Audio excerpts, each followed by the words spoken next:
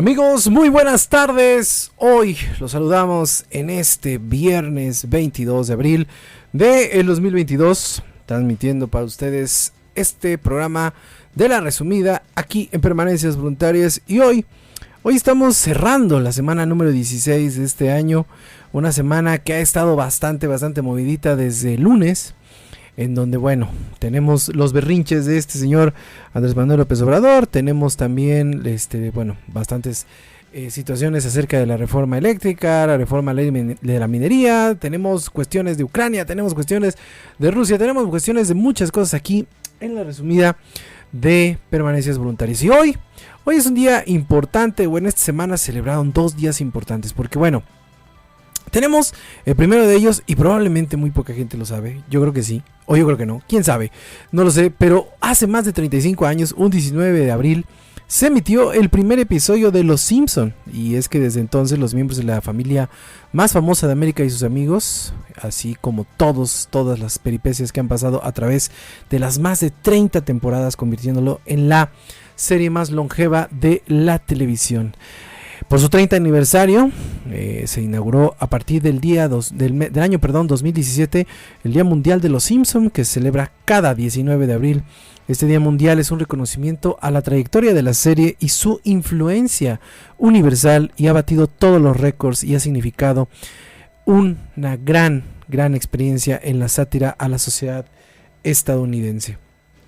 El origen del Día de los Simpson fue una agencia de comunicación española, Perry A. Garage, en donde decidió lanzar una propuesta a través de change.org, consiguiendo el objetivo de firmas propuestas. A3 Media se sumó a la celebración con la programación especial de Neox y el uso del hashtag de Simpson Day o el Día Mundial de los Simpson, y también Fox España, que suele transmitir una maratón de la serie cada 19 de abril. Hasta este punto, los personajes de Los Simpson tienen mucha influencia en la vida de muchas personas en Estados Unidos, y el 19 de abril, o sea, el martes 19 de abril, se celebró el Día Mundial de los Simpson. Y también el día de hoy, viernes 22 de abril, se celebra el Día Internacional de la Madre Tierra, una efeméride pues que se utiliza para proclamar este día en donde celebramos a nuestra Madre Tierra, y que es proclamada desde el año 2009. El Día Internacional de la Madre Tierra se celebra desde el año 1970 con el objetivo de concientizar a la humanidad sobre los problemas generados por la sobrepoblación, la contaminación y la conservación de la biodiversidad y otras preocupaciones ambientales.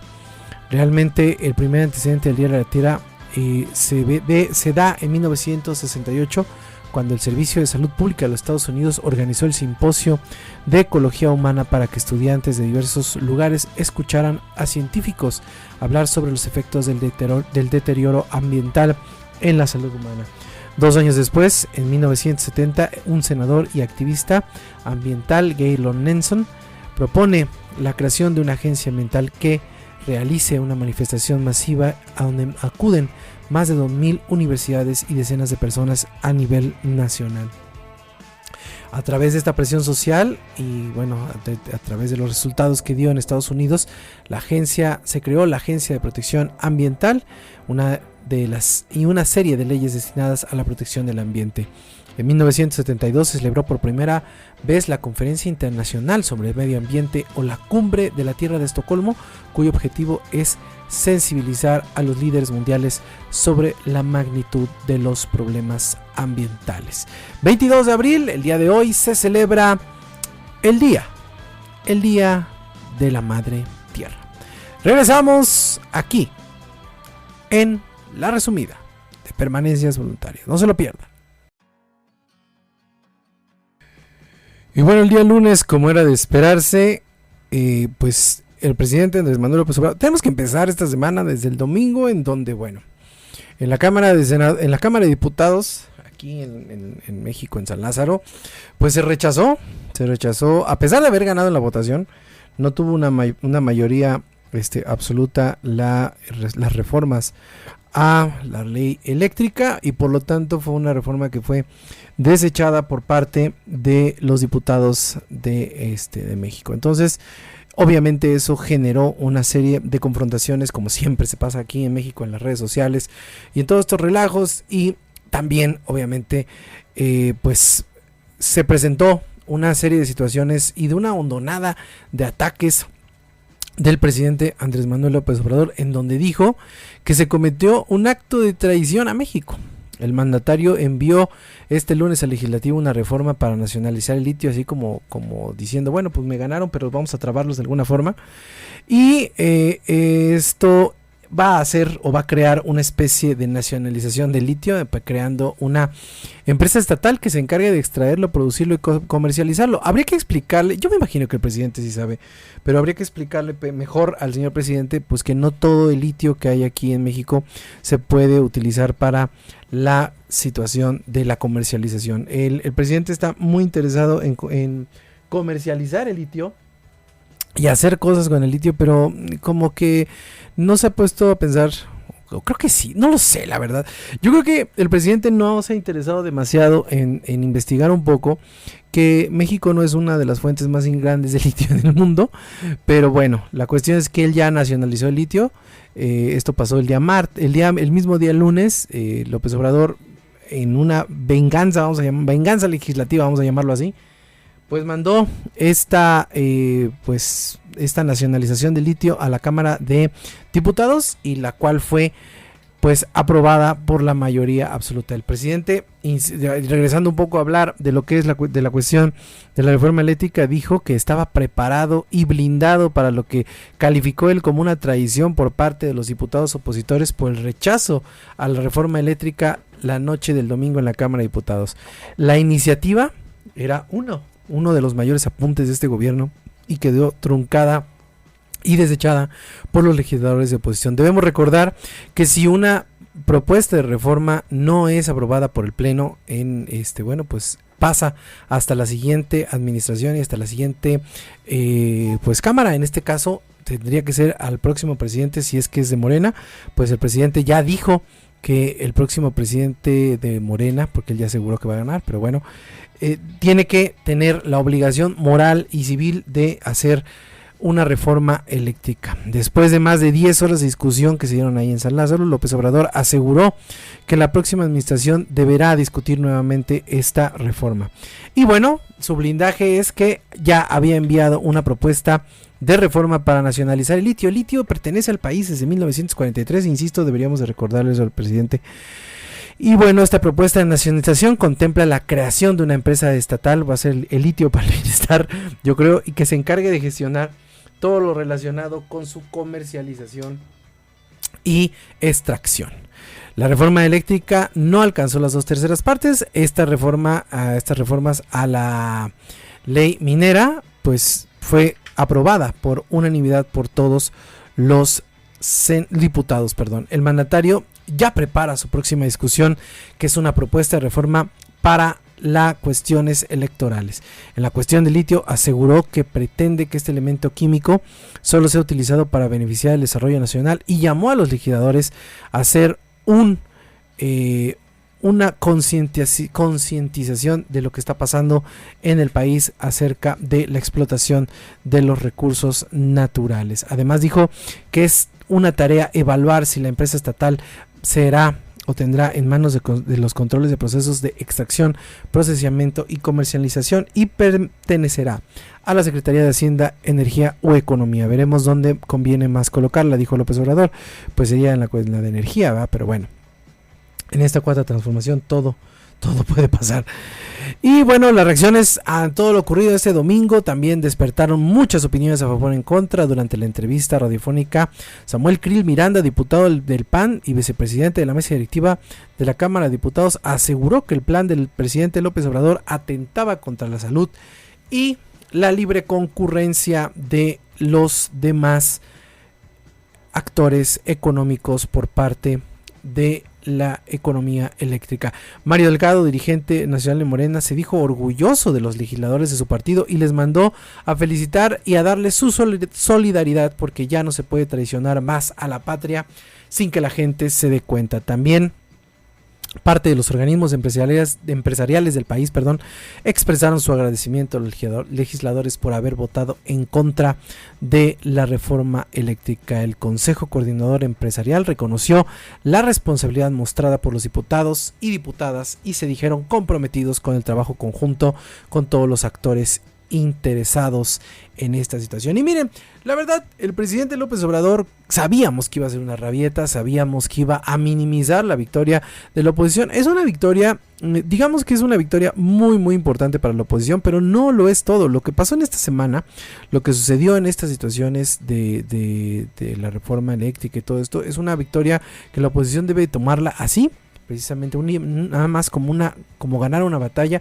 No han ganado absolutamente nada. La oposición sigue tratando o debe intentar seguir demostrando que es una oposición seria, una oposición real, y que si quiere llegar bien parada al 2024 debe de darse cuenta que lo que le está pasando a Andrés Manuel López Obrador les va a pasar a ellos, porque ahora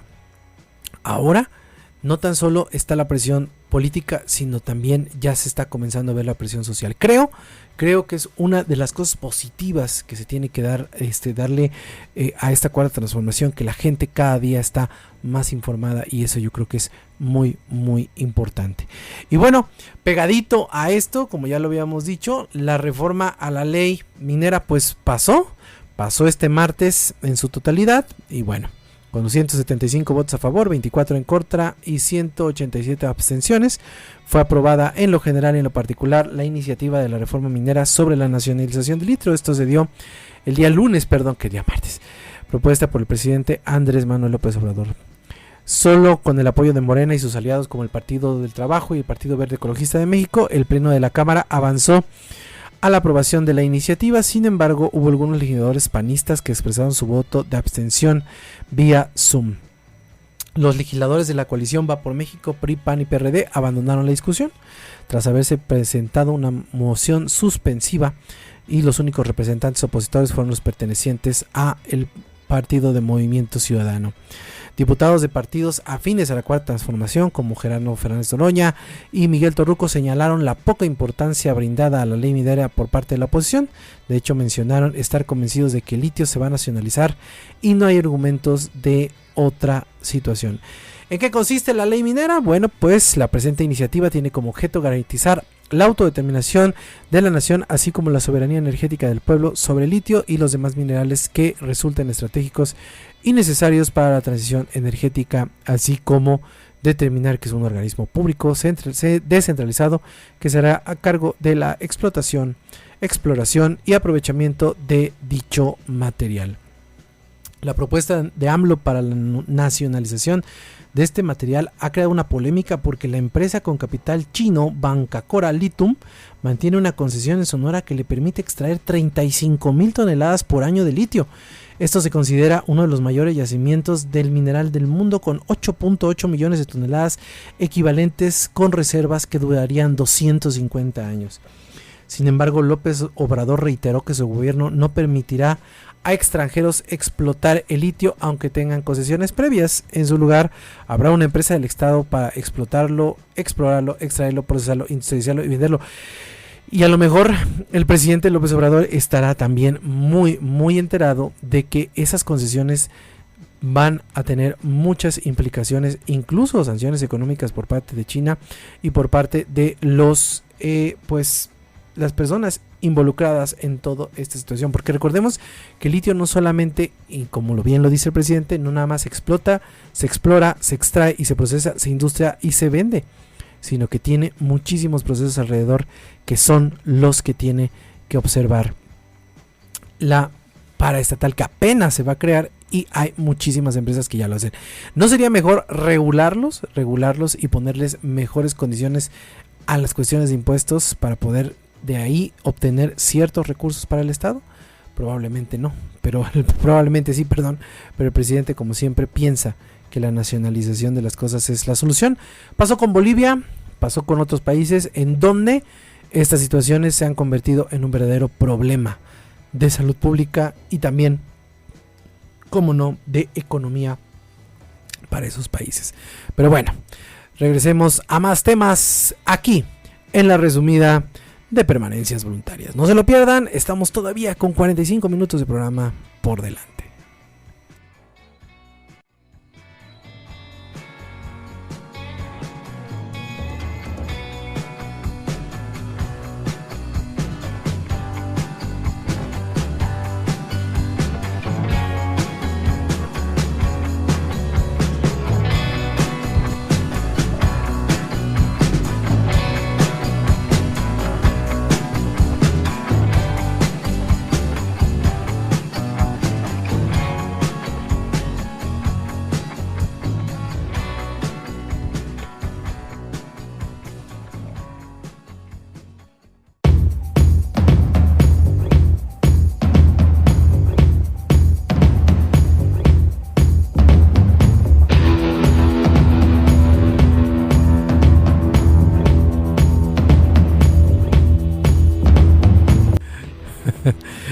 Y comenzamos y regresamos, perdón, ahora con una noticia que estoy seguro que a mi jefa no le va a gustar nadita.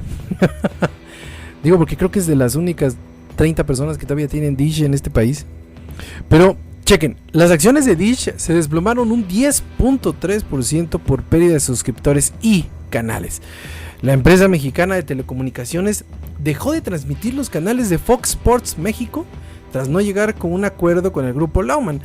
Y miren, ¿se acuerdan que en algún momento veían ustedes al horizonte y veían un chingo de discos de Dish? Bueno, la verdad Dish en su momento se convirtió en una empresa que entregó bastantes formas de cómo poder tener una alternativa para lo que era Sky, por ejemplo, y lo que era también el cable en su momento. Sin embargo, también ha sido una de las empresas que ha tenido la mayor cantidad de quejas a nivel de atención a clientes. Son bastante malitos. Yo tuve que, literal, tuve que ir a aventarles a su local, tuve que ir a aventarles 2 equipos que nunca vinieron a recoger.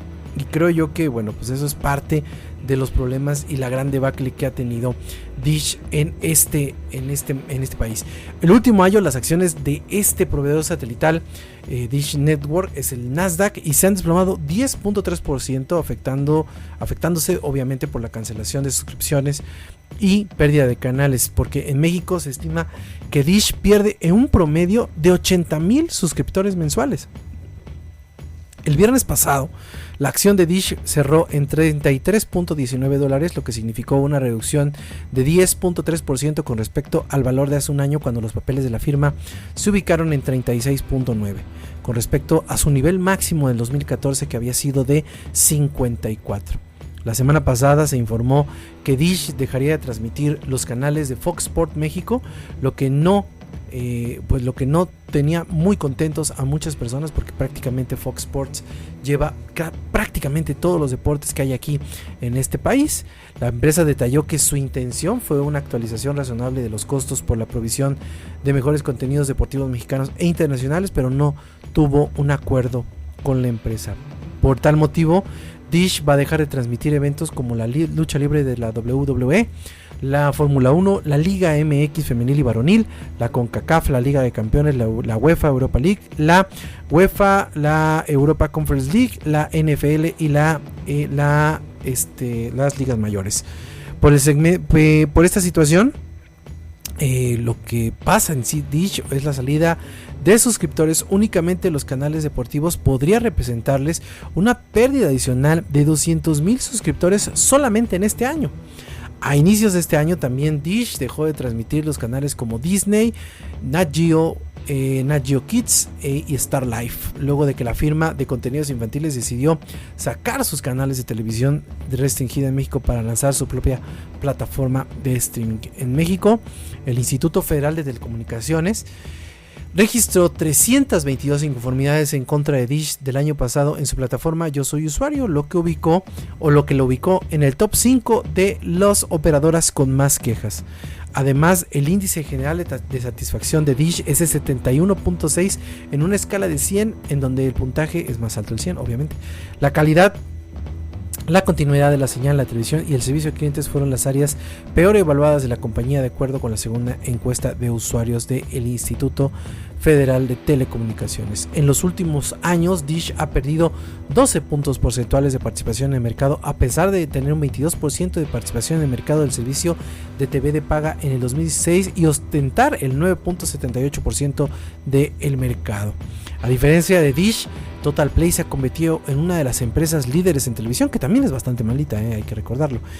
De paga en México, su participación creció 6 puntos porcentuales y pasó del 2% al 8%. Cabe destacar que a nivel global, Dish ha perdido 573,000 suscriptores de televisión de paga al cierre del año pasado, lo que se redujo en su base total de clientes a 10,717,000 en comparación con los 11 millones que tenía en el cierre del 2020. A junio del 2021 en México existen 25,161,000 suscriptores de TV de paga, de acuerdo a los últimos datos del Instituto Federal de Telecomunicaciones. La verdad, esto es algo que ya se veía venir. Las plataformas de streaming están dándole completamente en la madre a todas estas plataformas que son pues de televisión, y efectivamente están extrayendo sus películas, sus programas, todo este tipo de cosas los están extrayendo de estas plataformas porque para ellos es más fácil transmitirlas vía streaming.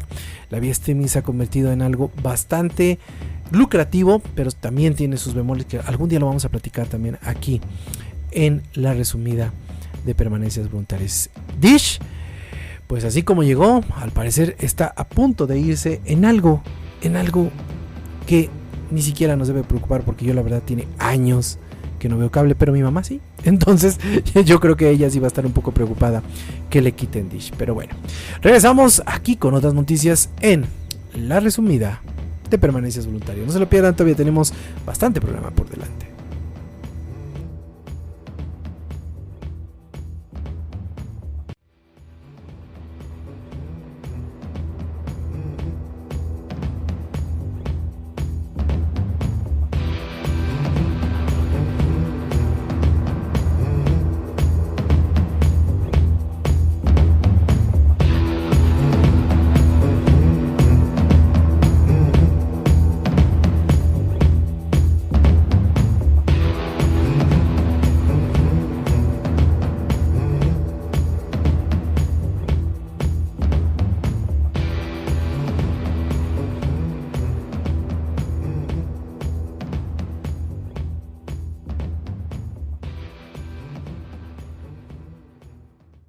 ¿Qué te parece si nos echamos un rapidín, sin daños a terceros?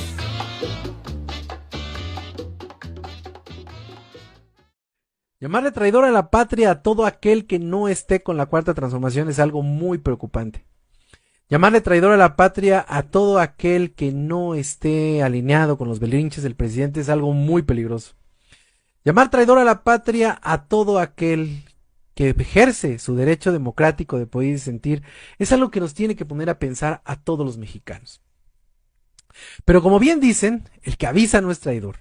Y el presidente de la República lo dijo desde el día 1 de su administración: el que no esté conmigo está contra mí. Lo dijo a su Cuarta Transformación, pero para efectos de todo lo que vamos a hablar el día de hoy es exactamente lo mismo. Deberíamos de recordarle al señor presidente que él se dijo muchos años ser un defensor de la democracia. Deberíamos de recordarle que él defendió el sistema y se defendió del sistema de forma democrática. También deberíamos de recordarle al señor presidente que él dijo, y lo dijo muy a voz en cuello, al diablo sus instituciones. Y cuando mandan al diablo sus instituciones, se enoja y todos somos traidores. Eso es algo como que no cuadra en un ejercicio democrático. Porque lo sucedido en San Lázaro, lo que sucedió este domingo después de 12 horas, es el mejor ejemplo de lo que un Estado democrático debe tener.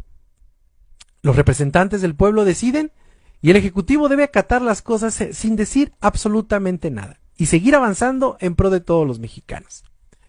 Deberíamos de recordarle también al señor presidente que todos esos traidores que echaron abajo su reforma eléctrica son los mismos traidores que avalaron su ley minera y que le van a seguir permitiendo hacer negocios con Baker Hughes y le van a poder seguir comprando casas grises a su hijo. Deberíamos de recordarle al señor presidente que todos los mexicanos ya sabemos que aquí en México el mejor negocio es la política. Existe una película de 1957 de Stanley Kubrick que se llama Senderos de Gloria, en donde el mismo Kirk Douglas dice que la patria es el último escondite de los cobardes.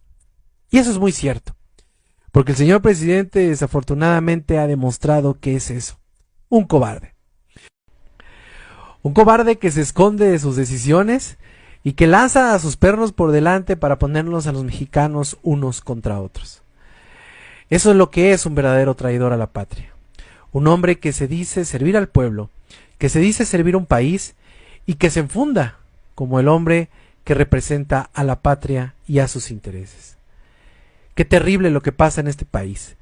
Qué terrible que las cosas que están sucediendo los mexicanos tengamos que vivirlas de esta forma. Porque todas las decisiones que está tomando él nos afectan a todos nosotros. Y desafortunadamente tenemos que decirle que al presidente que él no es la patria, que él no es México y que ya no nos interesa. Hasta la próxima. Así es, los invitamos a participar todos los lunes en TikTok, en nuestra plataforma de TikTok, en Sin Daños a Terceros. Los invitamos a participar en esta videocolumna que se llama El Rapidín. Ahí estamos todos los lunes a través de permanencias voluntarias en un canal en el canal de Sin Daños a Terceros, a través de permanencias voluntarias todos los lunes ahí. Para los que nos están viendo, por ejemplo, en las plataformas como YouTube o Facebook, ahí están pasando en la pantalla todos los programas que tenemos aquí en permanencias voluntarias. Y para los que nos están escuchando en nuestro podcast en Anchor y en Spotify, pues les decimos todos los programas que tenemos. Tenemos el lunes, tenemos el Rapidín ahí en TikTok. El martes tenemos Sin Daños a Terceros en nuestra temporada número 10, ahí en nuestra fanpage de permanencias voluntarias en Facebook. Tenemos los miércoles con mi querido Doug Olivares, tenemos el programa Sin Nombre. Los jueves tenemos En Cerca de la Oscuridad. Tenemos nuestro podcast los viernes. Tenemos La Resumida aquí en este programa que va a estar, donde tenemos los resúmenes de las mejores noticias de la semana. Y el sábado tenemos nuestro programa de cine, en donde tenemos todas las noticias del cine, también un podcast que tenemos. Y obviamente en toda la semana tenemos toda la programación a través de todos nuestros canales. Y regresamos a nuestras noticias aquí en México, porque fíjense que estuvo muy chistoso lo que ha pasado en todo esto de la reforma eléctrica. Al final de cuentas, el día domingo se acabó toda esta situación de la reforma eléctrica, se acabó todas las ideas que estaban ocurriendo alrededor de ella. Pero antes, la Suprema Corte de Justicia de la Nación había declarado constitucionalidad de estas reformas. ¿Y qué creen? Pues ahora resulta que después de todo el relajito que se está sucediendo alrededor de ella, pues el ministro presidente Arturo Saldívar, el presidente de la Suprema Corte de Justicia de la Nación, fue acusado de haber contado mal los votos que definieron la constitucionalidad de la ley de la industria eléctrica impulsada por el presidente Andrés Manuel López Obrador.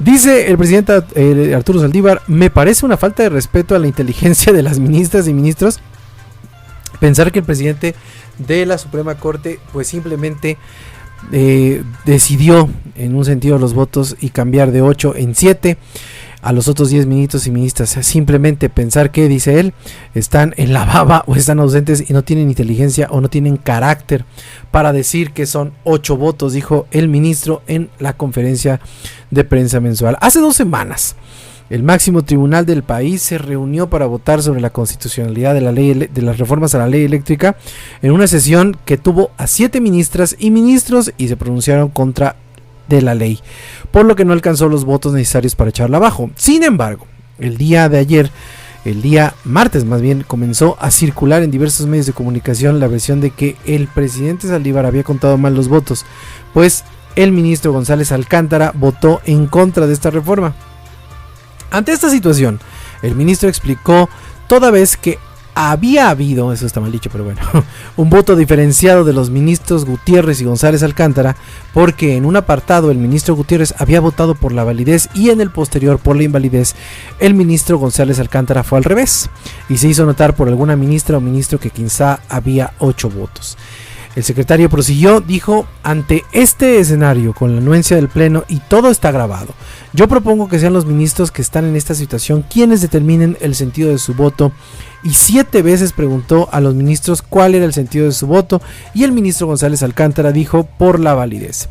Según la versión del ministro, luego de la sesión pública se volvieron a reunir para discutir lo votado en la sesión y en ningún momento los ministros se pronunciaron por algo al contrario de la votación definitiva que llevó a la constitucionalidad de la propia ley. Yo soy el responsable de mis votos, cada ministra y ministro es responsable de sus votos. Yo no soy niñero de nadie, ni soy responsable de cómo votan mis compañeros y compañeras. En mi caso concreto, continuó y di argumentos para sostener la constitucionalidad de esta ley y para sostener el caso del medio ambiente como una interpretación conforme a la cual se hiciera válida. ¿Cuál es la interpretación conforme? Que esa ley es válida si y solo si México cumple con sus compromisos en materia ambiental. Recordemos que esto sucedió después de que el secretario de Gobernación, Carlos Augusto, fue a ver a los ministros de la Suprema Corte en una reunión bastante sospechosa, podríamos llamarlo así, que sucedió antes precisamente de esta votación. Y bueno, el presidente, también ministro de la Suprema Corte, dijo que niega presiones por parte del secretario de Gobernación. El ministro Saldívar dijo que no ha recibido presiones por parte del gobierno para aprobar la reforma eléctrica luego de que se diera a conocer que Adán Augusto López, el secretario de Gobernación, acudió al máximo tribunal en una visita que se dio de una forma muy sospechosa ahí en la Suprema Corte de Justicia de la Nación. Y miren, la verdad yo creo que pues ha estado bastante interesante toda esta cuestión de la reforma eléctrica. Digo, ya lo que se hable más, se hable de menos, ya no importa, porque pues esta ley ya está echada abajo. Pero pues obviamente es algo que tiene que preocupar a todos los mexicanos, porque si el Poder Judicial está siendo cooptado por el Poder Ejecutivo, pues estamos hablando que no existe una independencia real de poderes y que las cosas se pueden poner más complicadas en el país en cuestiones de la impartición de justicia. Esperemos que el ministro Saldívar tenga razón, que las cosas no se den como se están dando y que únicamente son sospechas lanzadas al vuelo. Eso esperemos. La verdad, ya no se les cree absolutamente nada. Y ahora vámonos al vecino país, Estados Unidos, porque el día miércoles, paracaidistas en partido de béisbol desatan una falsa alarma en el Capitolio de los Estados Unidos. Según la policía del Capitolio, una aeronave pasaba por una altura muy sospechosa e inicialmente pensaron que era una probable amenaza de un ataque terrorista, o por alguna razón se ordenó la evacuación del Capitolio. El Capitolio fue evacuado el miércoles brevemente luego de que la policía informó que se estaba dando un seguimiento a una aeronave que representaba una amenaza probable, pero resultó ser un avión militar del que saltaron personas en paracaídas para una demostración en el Estadio de los Nacionales de Washington para un partido de béisbol. De acuerdo con informes ofrecidos por The Associated Press, dijo que el avión llevaba a bordo a miembros de un equipo de paracaidistas, los Golden Knights, que son parte del ejército de los Estados Unidos, quienes saltaron del avión al estadio de béisbol de los Nacionales de Washington para demostración previa a los juegos de las Grandes Ligas. Los National Parks se encuentran a un poco más de 1,5 kilómetros del Capitolio Federal. La alerta de evacuar el Capitolio se produjo después de las 6 de la tarde, tiempo de Washington, donde la aeronave, un monomotor, estaba sobrevolando Washington luego de haber despegado de la base conjunta de Andrews en Maryland, de acuerdo con 2 personas familiarizadas con toda esta situación. Señalaron que el avión no reportó haber despegado y no había recibido la autorización correspondiente, algo bastante extraño. Después, obviamente, del 11 de septiembre, pues tiene que haber un poco más de control de esos desmadres, pero bueno. Las personas no tenían permitido discutir lo ocurrido de manera pública, por lo que hablaron con The Associated Press bajo la condición de anonimato. Para que vean que no nada más hay pendejos en México, pues también hay pendejos por allá en Estados Unidos, porque la verdad pusieron y prendieron las alarmas del Capitolio, uno de los edificios más importantes de allá de los Estados Unidos, yo creo que el más importante, y bueno, se dieron estas cosas allá en Washington. Y lo que sigue es que México puede declarar el final de la pandemia, pero aparecerán más variantes de COVID según la Organización Panamericana de la Salud. Luego de más de 2 años de emergencia sanitaria, podría plantearse probablemente el final de la contingencia sanitaria, y esto podría suceder para todos los que queremos y anhelamos escuchar esa situación. Y es que la Organización Panamericana de la Salud dijo que nuestro país tiene la libertad de declarar el fin de la pandemia, pero al mismo tiempo advirtió que no es momento de bajar la guardia debido a las constantes amenazas de subvariantes más mortales. Esto luego de que se ha planteado el final de la pandemia en México para mayo, cuando gran parte de la población con más de 18 años tenga 1 o 2 refuerzos de la vacuna de COVID, además de que ya se trabaja para vacunar a niños y a niñas. Ciro Ugarte, director de emergencias en salud de la Organización Panamericana de la Salud, consideró que todos los países tienen el derecho a relajar sus propias medidas de seguridad sobre el COVID-19, pero también agregó que los contagios no han desaparecido.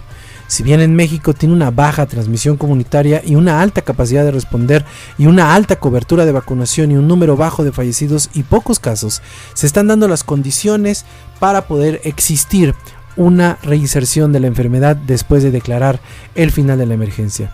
Explicó que hasta el momento no existe ninguna región del mundo que haya alcanzado los niveles de inmunización suficientes para que el virus sea completamente erradicado.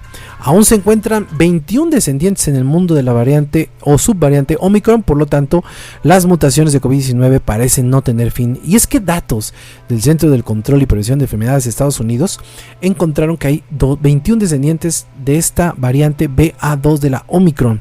2 de ellas han impulsado el aumento de contagios de COVID-19 en Nueva York, y se trata de las subvariantes BA2.12 y BA2.12.2, incrementando las hospitalizaciones en varias ciudades norteamericanas. Según los datos recolectados por el Centro de Control de Enfermedades, la subvariante ha causado el 19% de los contagios de COVID-19 en Estados Unidos, lo que considera que su capacidad de contagio es mayor que sus anteriores cepas. La alerta se incrementó de contagios y se emitió la semana pasada, y llamó a los residentes de Nueva York a usar de nuevo cubrebocas y complementar su esquema de vacunación y hacerse una prueba si presentan síntomas. A los científicos les preocupa que estas mutaciones puedan ingresar más rápido a las células y además puedan contribuir a las respuestas de anticuerpos a partir de la vacunación. Así están las cosas en el mundo, en Estados Unidos y, como no, también en México. Y bueno, regresamos en un ratito más aquí en la resumida de Permanencias Voluntarias. No se lo pierdan, todavía tenemos 20 minutitos de programa por delante. No se lo pierdan.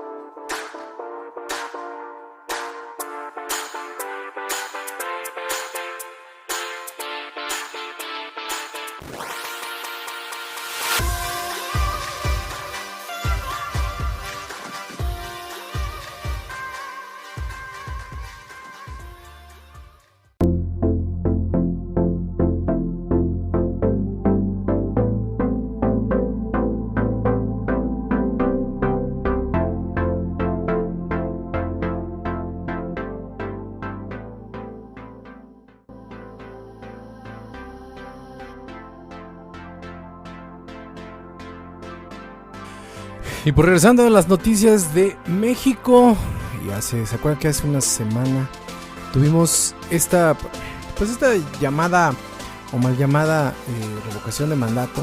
Una votación que se hizo de la revocación de mandato, que en realidad era un ejercicio bastante corriente y bastante vulgar de popularidad del señor presidente de la República. Pues resulta que también hubo varios funcionarios que estuvieron haciendo propaganda en tiempo de veda electoral. Eso obviamente violaba lo que era directamente la ley electoral. Y bueno, pues como saben, y lo que está pasando ahorita en el país, porque a todo el mundo le vale madre lo que diga la ley. Y entre estas personas pues fue Claudia Sheinbaum, la que ya dijo hoy el día jueves, lo dijo lo confirmó el presidente de la República, que Claudia Sheinbaum era la candidata presidencial al 2024. Entonces, muchísimas situaciones ocurrieron alrededor de la revocación de mandato y el Tribunal Electoral del Poder Judicial de la Federación empezó a crear procesos en contra de todos los funcionarios que estuvieron haciendo este tipo de situaciones. Y resulta que la jefa de gobierno violó la ley de la revocación de mandato y sentenció este jueves el Tribunal Electoral del Poder Judicial de la Federación. Y es que este órgano consideró que con diversos mensajes de Twitter la mandataria hizo propaganda gubernamental durante la veda por la consulta de la revocación. Esto también pues obviamente violó las medidas cautelares que se le impusieron para reiterar en la falta y sí promocionó la consulta pese a la prohibición de la ley. Por ello, ordenó dar vista al Congreso de la Ciudad de México para que decida conforme a la ley cuál es el futuro de Claudia Sheinbaum. La decisión se tomó por unanimidad de votos al analizar el incidente de incumplimiento de medidas cautelares promovidas por el PRD a raíz de una serie de publicaciones que hizo la mandataria capitalina en su cuenta de Twitter. Entre dichas publicaciones está la del 23 de febrero, en donde la jefa de gobierno escribió: "Buenas noches, les invito a participar en eso de lo que me prohibieron hablar". El proyecto original de sentencia elaborado por el magistrado Luis Espíndola propuso reconocer la infracción de promoción gubernamental en periodo prohibido, la violación a cualquier medida cautelar, pero no así la promoción indebida del proceso de revocación. Sin embargo, la propuesta fue rechazada por la magistrada Gabriela Villafuerte y el magistrado Rubén Lara, quienes consideraron que la jefa de gobierno incurrió en 3 faltas, incluida la promoción indebida de la consulta. El ponente dijo que la promoción gubernamental se acreditó con motivo de los mensajes publicados el 23 de febrero, lo que hace referencia a las obras hidráulicas de la capital, el 16 de marzo sobre la continuación de la obra del tren interurbano y una más sobre los programas sociales en beneficio de los capitalinos. Con relación a ello, la magistrada Villafuerte y el magistrado Lara se pronunciaron en el mismo sentido. Sheinbaum incumplió las medidas cautelares y también avalaron que con las publicaciones se actualizó el incumplimiento de las medidas cautelares impuestas por Sheinbaum el 23 y 24 de febrero, en la que se le ordenó en tutela preventiva se abstuviera de realizar manifestaciones, comentarios, opiniones o señalamientos relacionados con los logros del actual gobierno. Donde estuvo la diferencia fue en el tema de la vulneración de la ley que prohíbe la promoción de la revocación de mandato. En este caso, el magistrado Espíndola opinó que en su publicación del 23 de febrero, donde Sheinbaum dijo: "Buenas noches, les invito a participar en eso que me prohibieron hablar", no se puede considerar una promoción a la consulta, pues no se hace referencia al ejercicio per se. De la misma manera, de esta sala no puede deducirse necesariamente que la jefa de gobierno haya incurrido en un delito. En contraste, y aduciendo a las sentencias de la Sala Superior, la magistrada Villafuerte y el magistrado Lara se pronunciaron en sentido contrario. Al final, el magistrado Espíndola aceptó modificar el proyecto, el cual se votó por unanimidad, pero el ponente hizo un voto concurrente para mantener su postura en torno a que no hubo una promoción de la consulta por parte de Sheinbaum. Cabe precisar que la decisión aún es apelable y en su caso sería en la Sala Superior del Tribunal Electoral quien tome la última decisión. Y miren, la verdad yo creo que uno de los grandes de las grandes lecciones que dejó esto de la revocación de mandato es que la Cuarta Transformación definitivamente no sabe respetar la ley, no sabe respetar las reglas, y eso es algo muy preocupante. Es algo muy preocupante porque le está dando un mensaje a los mexicanos que pueden hacer lo que quieran, que va a haber impunidad porque simplemente están trabajando para el pueblo, y eso es algo que no es como tal algo muy preciso, porque no están trabajando para el pueblo, de hecho están trabajando para que el señor presidente siga en la presidencia y sigan haciendo pues las tranzas que siempre hacen. Pero, hay un gran pero en todo esto, el tribunal ya tiene también puesta la mira a otras dos personas, a Adán Augusto, el secretario de Gobernación, y a Cuauhtémoc Blanco, que hasta hizo un bailongo ahí en Morelos para promocionar la revocación de mandato. Así las cosas en el país, así las cosas en este país muy muy extraño, donde, por ejemplo, la Fiscalía a la Fiscalía General de la República se le vuelve a prender otro fuego aparte de los que ya tiene, porque la verdad cada vez tiene más y más y más fuegos abiertos por todos lados. ¿Por qué? Porque Rosario Robles confirma, o más bien el tribunal confirma, que el fiscal Hertz Manero violó el debido proceso. El tribunal explicó que el fiscal realizó comentarios que pudieron afectar el juicio de la ex titular de la SEDATU. El noveno Tribunal Colegiado de Materia Penal de la Ciudad de México confirmó que el fiscal violó la presunción de inocencia de Rosario Robles al hacer comentarios que pudieron afectar el juicio. Durante el seminario sobre violencia y paz organizado por el Colegio de México, Hertz Manero afirmó que Rosario Robles seguía presa porque se había negado a cooperar con la justicia. En el foro que se llevó a cabo en el 2020, el fiscal fue cuestionado sobre la diferencia entre el trato que se le daba a Robles Berlanga y al exdirector de Pemex, Emilio Lozoya. En su respuesta aseguró que Berlanga había participado en la estafa maestra, misma que había provocado un daño grave a la nación, a pesar de que ella no había sido encontrada culpable por ningún juez. Al mismo tiempo, el fiscal mencionó que Lozoya sí había cooperado y por lo tanto tenía un trato diferente. Ay, mira que todo mal. Bueno, tomó esto como una justificación para que se le diera un trato diferenciado a ambos imputados. A través de su cuenta de Twitter, Rosario Robles celebró la decisión al asegurar que con esta se confirma la confianza en el Poder Judicial y por unanimidad me dieron la razón de que el fiscal violó mi presunción de inocencia. En este sentido, Mariana Moguel, hija de Robles Berlanga, festejó el fallo tras asegurar que este fue otro revés al fiscal Hertz Manero, que trae la pólvora mojada desde hace varios rato. La decisión del tribunal confirmó la sentencia del juez tercero de materia penal y blindó a Robles en octubre pasado al considerar que los dichos del fiscal habían afectado el proceso. Al otorgar el amparo, el juez consideró que al haber hecho estos comentarios, el fiscal violó los derechos constitucionales de la imputada y en este caso se suma la presunción de inocencia. Al otorgar este amparo, el juez también ordenó a Hertz Manero que se abstenga de realizar juicios pendejos, bueno, eso lo dije yo, de realizar juicios sobre el valor de la culpabilidad y la responsabilidad de Robles Berlanga hasta que se resuelva el caso de su contra.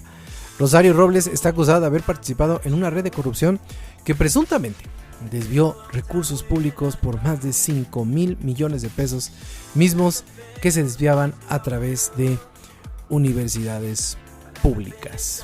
Y así las cosas con este fiscal que cada vez trae la capa más caída, pero sobre todo está teniendo muchos problemas con todo, y mi perro se está muriendo aquí, y está teniendo problemas con todos los frentes el señor Hertz Manero. Regresamos al final de este programa aquí en la resumida de Permanencias Voluntarias. No se lo pierdan.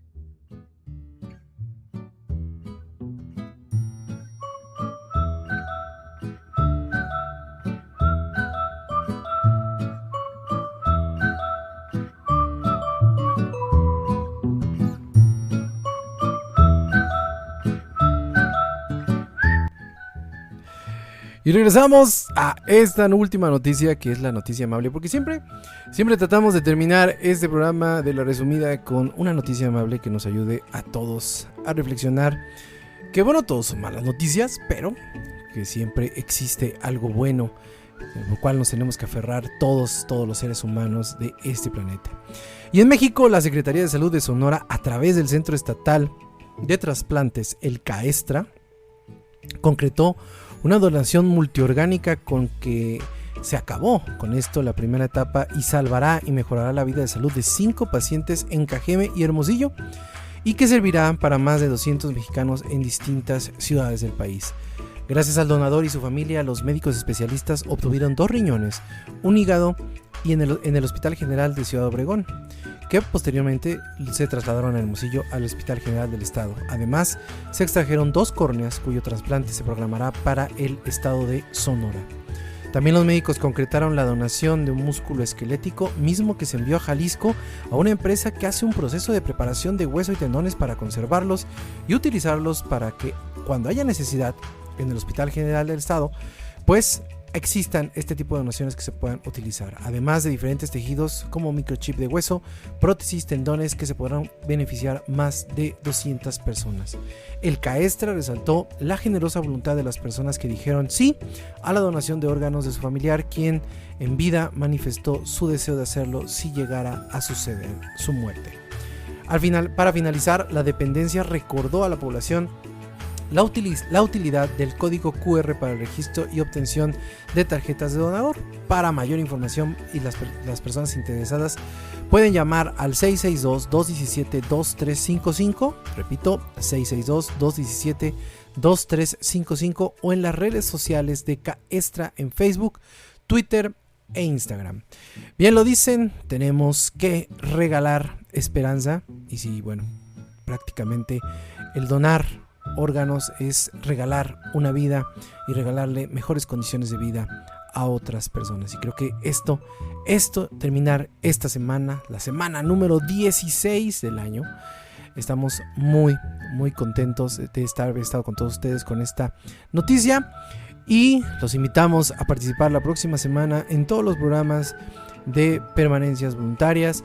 Los invitamos también a estar al pendiente de nuestro blog, de todas las noticias de Cinema Gizmo, de Cerca de la Oscuridad Game Corner, y como no, también de nuestra fanpage de Sin Daños a Terceros. Nos vemos el día de mañana en nuestro programa de cine ahí en Cinema Gizmo. Mi nombre es Ede López. Hasta la próxima.